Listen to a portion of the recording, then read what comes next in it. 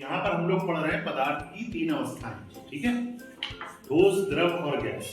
और उसके बाद हमने ये पढ़ा कि इनको कैसे वर्गीकृत कर सकते हैं अलग अलग उसमें, ठीक है। कि पहला तो वर्गीकरण ये था कि भाई कौन कैसे तैर सकता है, तैर जाएगी वस्तु या डूब जाएगी, ठीक है। उसके अलावा क्या हमने पढ़ा था, यानी जल से भारी, जल से हल्के के आधार पर हमने वर्गीकरण किया, जल में घुलनशील के आधार पर हमने वर्गीकरण किया।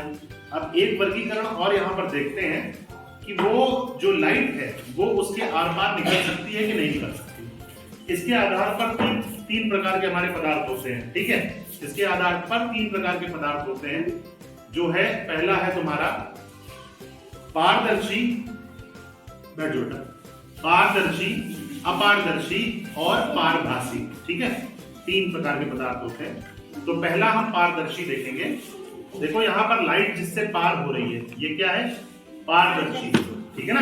यानी लाइट इसके आर पार, देखो ऊपर सफेद जो स्वच्छ कांच है उससे भी लाइट आर पार हो रही है, और नीचे एकदम इससे भी लाइट क्या हो रही है, आर पार हो रही है। तो ये कैसा पदार्थ है, पारदर्शी, जो यहाँ पर हमने ये पहला वाला बताया है यहाँ पर, ठीक है, पारदर्शी पदार्थ। फिर दूसरा है क्या है, अपारदर्शी।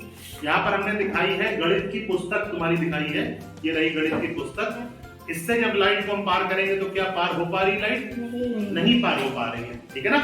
तो ये कैसी वस्तु हुई, अपारदर्शी, जिसको हम ओपेक ऑब्जेक्ट भी बोलते हैं, जो कि अपारदर्शी थी। और तीसरी पारभासी, यानी ट्रांसलूसेंट ऑब्जेक्ट, जिससे लाइट थोड़ी बहुत